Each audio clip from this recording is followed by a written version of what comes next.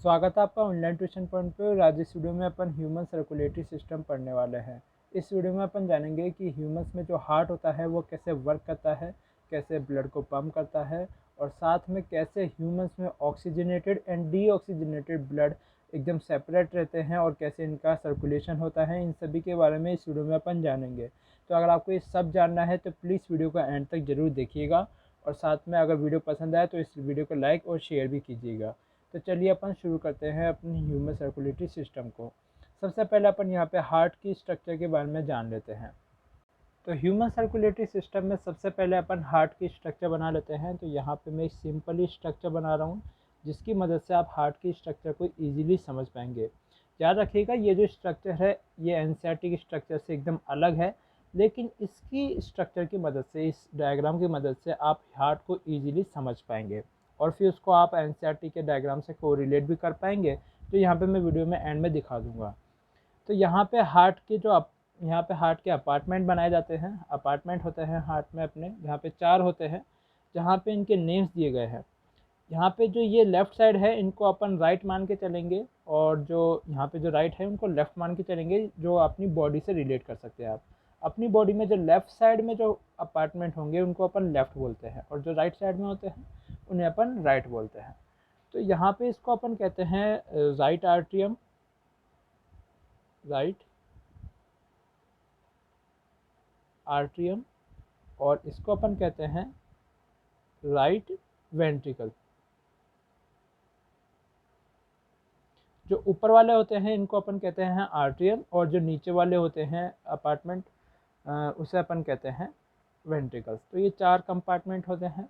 वहीं पे अगर ये राइट है तो ये लेफ़्ट साइड वाले होंगे left atrium and left ventricle. ठीक है, अब यहाँ पे अपन बात करते हैं। तो हार्ट जो होता है वो मस्कुलर होता है क्योंकि उसको ब्लड पंप करना होता है। तो वहीं पे जो मसल्स होती है वो आर्ट्रियम में कम होती है, लेकिन जो वेंट्रिकल्स होते हैं वेंट्रिकल्स में मसल्स ज़्यादा होती है।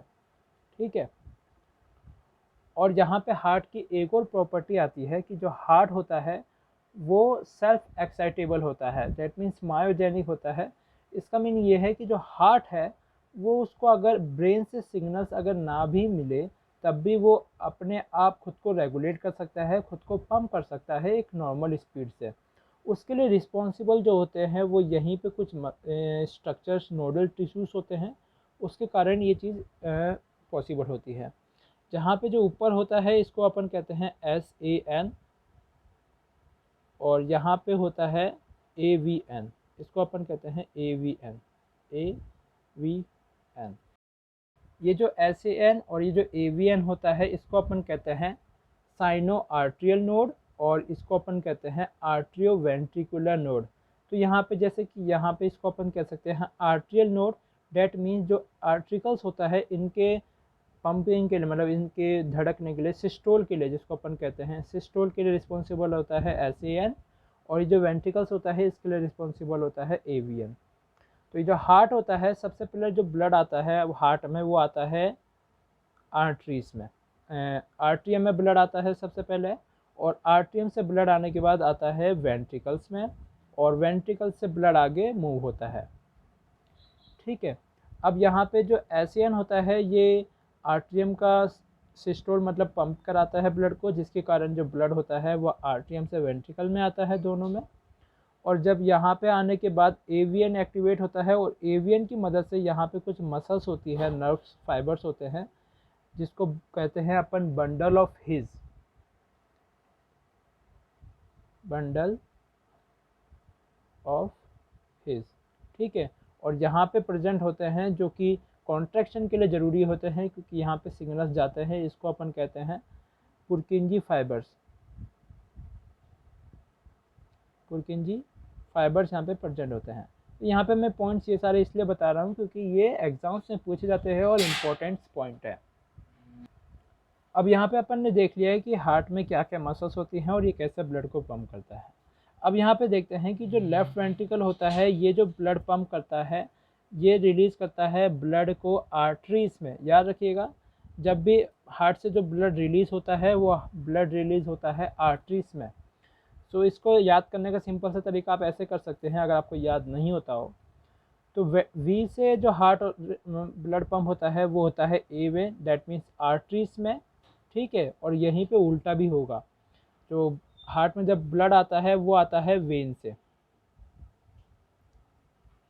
तो इसका मतलब समझ गए होंगे, वी ए, तो ये इसमें सीक्वेंस चलता है। वेन से ब्लड आता है आर्टरीज से, आर्ट्रियम में, आर्ट्रियम से आता है वेंट्रिकल्स में, और वेंट्रिकल से वापस आर्टरीज में ब्लड को पंप कर दिया जाता है।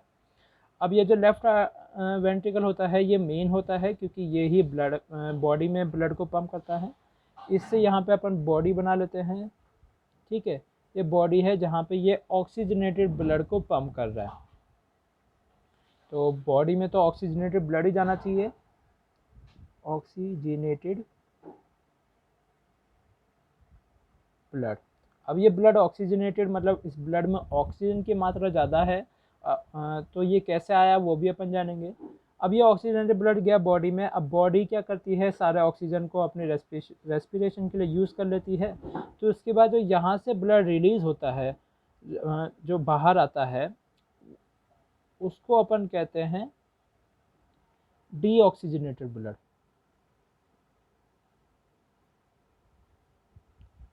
डीऑक्सीजनेटेड ब्लड, ठीक है। अब ये जो डीऑक्सीजनेटेड ब्लड है ये जाता है यहाँ पे राइट आर्ट्रियम में, ठीक है। राइट आर्ट्रियम से ब्लड जाता है फिर राइट वेंट्रिकल में, और यहाँ पे ये जो वॉल्व प्रेजेंट होता है, वॉल्व का मीनिंग होता है ऐसे गेट्स जो कि किसी वन डायरेक्शन में ही किसी भी चीज़ के मूवमेंट को अलाउ करते हैं। तो वॉल्व्स उन्हें कहते हैं जहाँ पे जो इस वॉल्व को नाम दिया जाता है ट्राइकस्पिड वॉल्व, ट्राइकस्पिड वॉल्व, ठीक है। यहाँ पर ट्राइकस्पिड वॉल्व होता है जब ब्लड आर्ट्रियम से वेंट्रिकल में जाता है तो वो वापस बैक फ्लो नहीं कर पाता।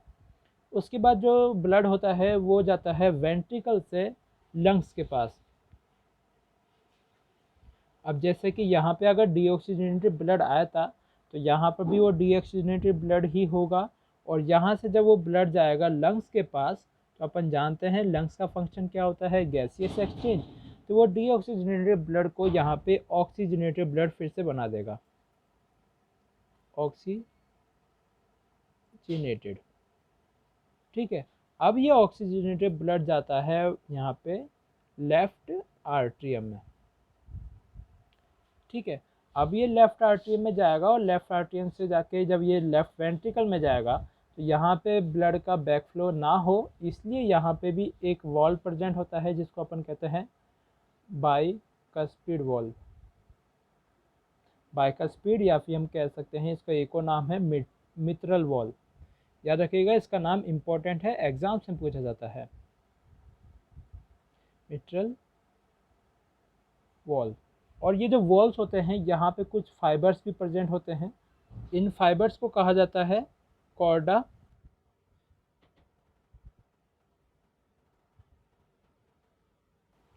टेंडिनी। तो ये मैंने हार्ट के सारे स्पेशल स्ट्रक्चर के बारे में बता दिया है। अब यहाँ पे एक सिंपल सा बात एक और आती है कि ये जो हार्ट होता है, ये जो वेंट्रिकल से ब्लड पंप होता है, इनके भी जो आर्टरीज और जो वेन्स हैं इनको अलग नेम्स दिए गए हैं। अब वो अलग नेम्स क्या है वो अपन समझ लेते हैं। तो सबसे पहले बात करते हैं यहाँ पे जो वेंट्रिकल से, जब लेफ्ट वेंट्रिकल से जो आर्टरीज रिलीज होती है इसको कहते हैं अपन एओर्टा, क्योंकि ये बॉडी में ब्लड को पंप कर रही है। और जो ब्लड को लेकर आती है और जो ब्लड को लेकर आती है वेंट्रिकल्स में, ये राइट आर्टरी में, इसको कहते हैं अपन वेना कावा, वेना कावा। और याद रखिएगा ये दोनों स्पेशल नेम्स जो बॉडी से लेने और देने वाले आर्टरीज या ये वेन्स को ही दिया गया है नेम। अब यहाँ पे मैंने पूरी कंप्लीट ह्यूमन सर्कुलेटरी सिस्टम के बारे में बता दिया है। और यहाँ पे जो SAN होता है ये 72 से लेके 75 हार्ट मतलब पंप बार इस हार्ट को एक्साइट करता है, जो कि ब्लड को पंप करता है इतनी रेट पे। तो अगर आपको ये वीडियो पसंद आया हो तो प्लीज़ इस वीडियो को लाइक कीजिएगा और साथ में शेयर कीजिएगा और साथ में हमारे चैनल को सब्सक्राइब कीजिएगा। Thanks for watching, see you in the next one.